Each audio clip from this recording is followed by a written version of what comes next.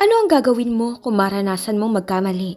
At hindi lang basta pagkakamali as in yung pagkakamaling dadalhin mo habang buhay. Kagaya na lang ng isang pagkakamaling nagawa ko, ang pagpasok sa isang maling kwarto. At nagbunga pa ang pagkakamali ng gabing yun. Ang problema ni mukha niya hindi ko nakita. As in no idea ako the whole time kung sino siya. Kaya hanggang ngayon tinatanong ko kahit sarili ko kung sino ang ama ng dinadala ko. Kung ikaw nasa kalagayan ko, ano ang gagawin mo? Magandang araw po muli sa lahat ng mga listeners ng aming channel. Muli ay isang love story ang ibabahagi namin sa inyo na sana ay may isang aral na kumatok sa inyong mga puso. Pero bago tayo magpatuloy, kung bago ka pa lamang sa aking channel, ay pakilike po ng ating video. Pakiclick din ang subscribe button at bell icon para lagi kayong updated sa mga parating ko pang uploads. Sobrang lasing na si John nang isama siya ng mga kaibigan niya sa isang hotel dahil daw sa isang sorpresa. Hey pare, dyan ka lang. Meron kaming regalo sa'yo. Huwag kang alis ha. Just wait. And what is that? He asked. Ngayon nga ay nasa isang room siya ng hotel dahil sa kalokohan ng mga kaibigan niya. You'll find out later. Bye. May iwan ka na namin ha. Hindi na namin nilalak ang pinto para mabilis makapasok. Sabi ng kaibigan niya. Happy birthday, dude! Enjoy the rest of the night! Lumabas sa mga ito at pinatay ang ilaw bago tuluyang sinarado ang pinto. Ibinagsak naman niya ang katawan niya sa kama. Lasing siya pero kaya pa niya ang kanyang sarili. Nasa ulirat pa naman siya. After a few minutes, he heard a click of the door as it opened and shut the door again. He heard a couple of footsteps and he felt the bed bouncing as if someone laid beside him.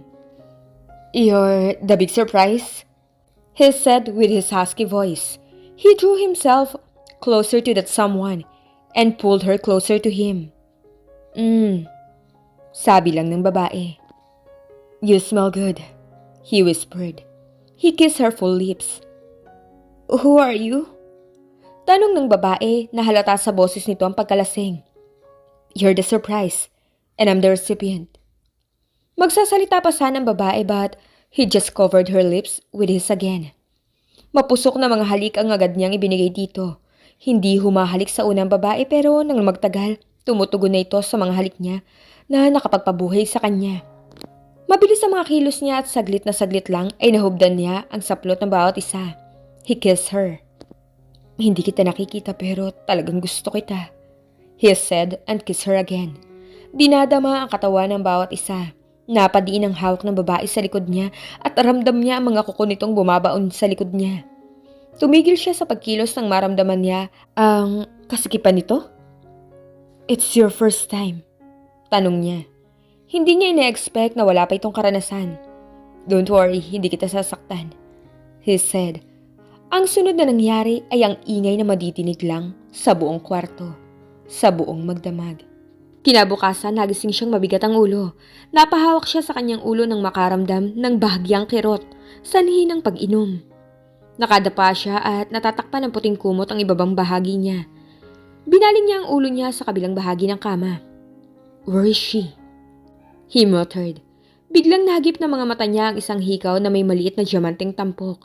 Kinuha niya ito habang nakadapa pa rin siya. He held it between his thumb and forefinger at pinagmasdan itong maigi. Bumangon siya, tumupo at bigla niyang nakita ang red stain sa white bedsheet. Kumunot ang noo niya na makita ito. Wala pa nga siyang karanasan, sabi niya. Inalala niyang nangyari nang nagdaang gabi. He didn't expect that was her first time. Pero totoo nga na wala pa itong karanasan at itong pulang mancha sa puting kumot ang patunay doon. Bakit siya pumayag sa ganito kung wala pa siyang karanasan? Tanong niya sa kanyang sarili. He was in the office, sitting down on his swivel chair. Hawak-hawak niya ang isang hikaw na babaeng nagalaw niya noong nagdaang gabi. Pinagmamasdan niya ito habang hawak sa pakaw at pinaikot-ikot ng mga daliri niya. Late na rin siyang nakapasok sa sariling kumpanya. Hey John! Hey! Napukaw ang atensyon niya sa pagpasok ng kaibigan niya sa opisina niya. Mark! Umupo ito sa harap ng desk niya. Sorry dude kung hindi dumating ang surprise namin sa'yo. Wika nito na ikinakunot ng noo niya. She came. Itatanong ko nga sana sa'yo kung sino siya. Hindi ko man lang kasi nakitang itsura niya. Pagising ko wala na. Ito naman ang nangunot ang noo sa pahayag niya. Hindi, tumawag sa akin kagabi. Nag-apologize. May lakad daw siya, biglaan daw. Are you kidding me? She came and look at this. Pinakita niya ang hikaw sa kaibigan. Naiwan niya to. Gusto ko nga sanang isoli. Sabi niya habang hawak ang isang hikaw. That's impossible. Hindi pa rin kumbinsido ang kaibigan niya sa kanyang mga sinasabi. Inangat niya ang likod niya mula sa pagkakasandal mula sa swivel chair at pinatong ang mga braso sa desk. And you know what? That was her first. Wala pa siyang karanasan. Napaawang ang bibig ng kaibigan niya sa sinabi niya sabay tawa ng malakas. Are you sure? Oh, come on, Jude, you're dreaming. Grabe ang obsession mo sa mga walang karanasan. Sabi ko naman kasi sa'yo kung gusto mo ng ganun, maligaw ka ng bata, 16, 17, or 18. Wala nang babaeng ganun sa kaedad natin. Natatawang pahayag ng kaibigan. Hindi ako katulad mo, loko. Muli siyang sumandal sa upuan niya. Naiiling na lang siya dahil hindi siya pinaniniwalaan nito. At least, nakatikim ako ng wala pang karanasan. Ikaw, ang hirap sa'yo, ang weird mo. Kung magpalit ka ng girlfriend, parang tissue paper lang na pinamunas mo sa sipon mo. Then throw it away. Pero, ayaw mo ng walang karanasan. I mean, gusto mo na ayaw mo. Ang weird, diba? Ikaw ang pinaka-weird sa lahat ng weird. Naiiling na sabi nito. I just respect those ladies. At isa pa, ayaw ko nang gagalawin ko sila. Tapos iiyak dahil kinuha ko yung pagkababae nila. He stated while shaking his head. Pero gusto mo naman makatagpo ng babaeng wala pang karanasan na liligawan mo at ikakama mo na hindi minor de edad. I told you, dude, wala ka na mahahanap na ganun. Walang prenong litanya nito. May katotohanan naman talaga ang sinabi ng kaibigan niya. Talagang gusto niya makatagpo ng babaeng wala pang karanasan. Nade-disappoint talaga siya kapag nakakakilala siya ng babae at ipagtatapat nitong naikama na siya minsan. Kaya naman niya ring tanggapin ang mga ganun pero sa kilos ng mga babaeng nakakadate niya na ang bilis-bilis mapapayag na maikama, hindi pa man sila at hindi pa man nga lang sila nagsasabing manliligaw. Doon talaga siya nawawala ng gana at respeto. Pakiramdam niya sa ganung babae ay napagsawaan na ng maraming lalaki. Kahit sinasabi ng mga ito isang lalaki pa lang ang dumaan sa kanila at pangalawa siya. Meron. Sagot niya pagkaraan ng isang sandali. At saan?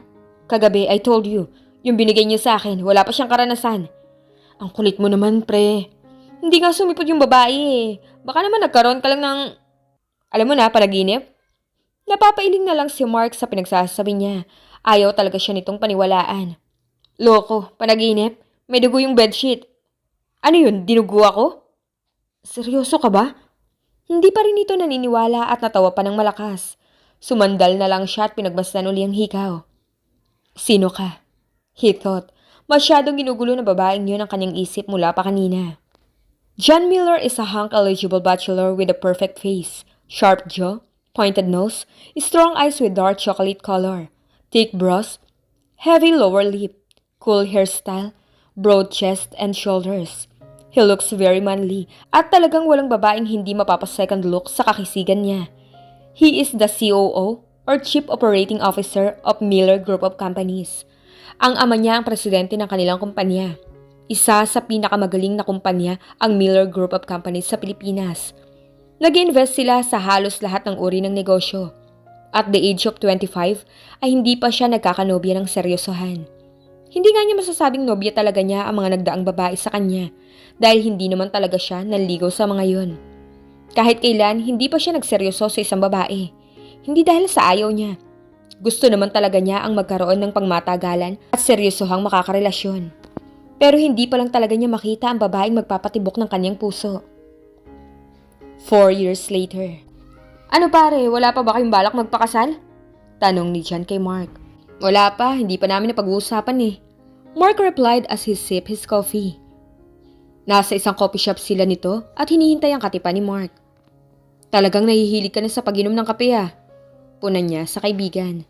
Yeah, okay naman. Nahawa na ako kay Rika eh. Nag-smirk lang si John sa tinura ng kaibigan. Nakita niya si Rika na papasok sa naturang coffee shop. Ayun na pala si Rika eh. Wika niya. Tumingin naman si Mark sa entrance. Kumaway sa kanila si Rika habang papalapit ito sa kanila. Hi, kanina pa kayo? Humalik ito kay Mark sa lobby bago umupo. Hindi naman, nakaka-2 cups of coffee pa lang naman ang boyfriend mo. John said, grinning. Try mo dyan ng coffee, magugustuhan mo, promise. Before, ayaw ko rin ng coffee. Nahawa lang ako sa kaibigan ko na adik sa kape. Rika stated.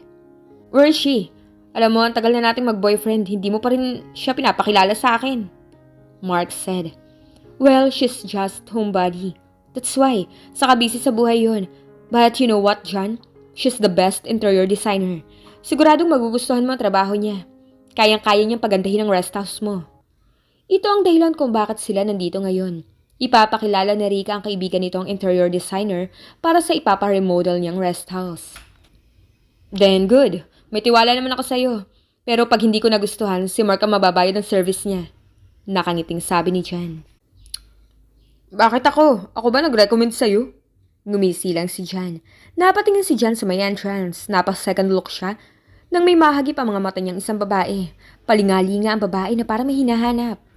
Tumingin ang babae sa gawin nila. Ngumiti ito at agad na naglakad sa may gawin nila. Nakatingin lang si Jan sa babae habang papalapit ito at sa kanila nga ito lumapit. Rika! Tawag ng babae. Tams! Agad na tumayo si Rika at nagbeso ang dalawa. Guys, this is Tamara Dailo. Tams, this is Mark, my boyfriend. Pakilala ni Rika dito. Hi, nice to meet you. Tam said and extended her arm to shake. Tinanggap ito ni Mark. Hi, I finally met you. Mark said while shaking their hands. And this is John Miller. Siya yung nagpaparemodel ng rest house? Pakilala naman ni Rika kay John.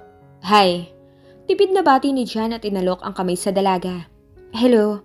Ganting bati nito at tinanggap ang kamay. Umupo si Tamara sa isang side ng square table. Kaharap nito si Mark at magkaharap naman si Rika at Jan. Nagsignal si Rika sa waiter at lumapit naman ito. Umorder ito ng 2 cups of coffee at 2 Oreo, cheesecake. Saka bumaling ito sa dalawa. Hey, mag-usap na kayo. Ngumiti si Tamara at tumingin kay Jan. So, Mr. Miller, kailan mo gustong simulan ang remodeling ng rest house mo? She asked. As soon as possible. Gusto ko rin sana na ikaw na ang mamili ng store na bibili ng furniture para sa rest house. He stated as he stared at her. Okay, kailangan ko lang puntahan ng rest house mo para makita ko. And about the cost, I'll discuss about it kapag nakita ko ng place. Don't worry about the cost, basta gusto ko lang mapaganda. Sabi niya.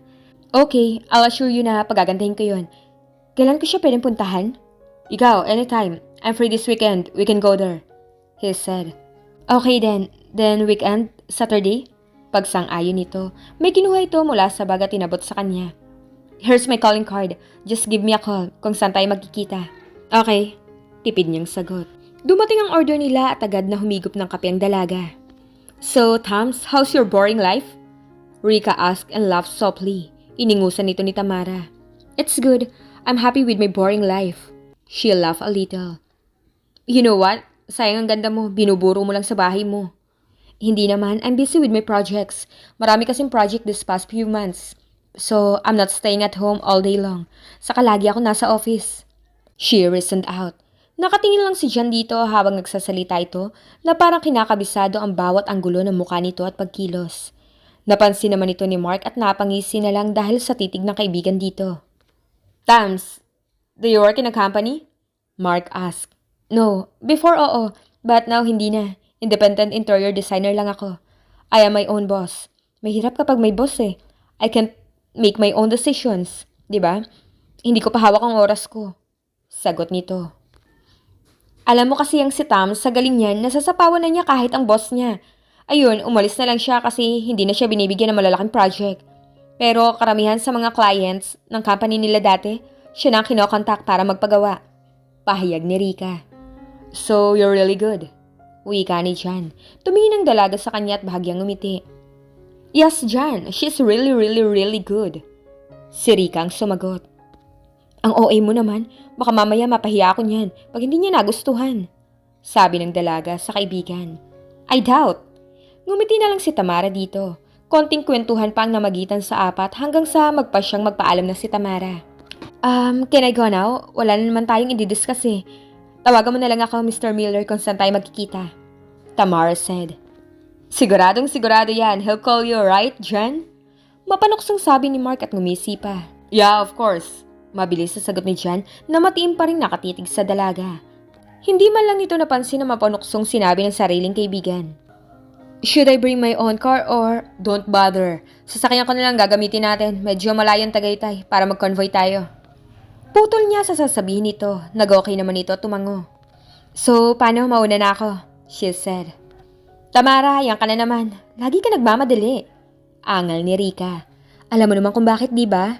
Nagkibit balikat lang si Rika. Halika na, hatid na kita sa labas. Tumayo ang magkaibigan. Tumayo rin si Jan at nagpaalam ito sa isa't isa. Saka umalis si Tamara kasama si Rika.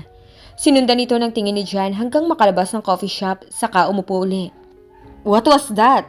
Mark asked. What? Jan repeated, crossing his brows as he noticed Mark was grinning like an idiot. You keep staring at her all the time. Pangbubuko ni Mark. Of course not, he denied. I'm not blind, dude.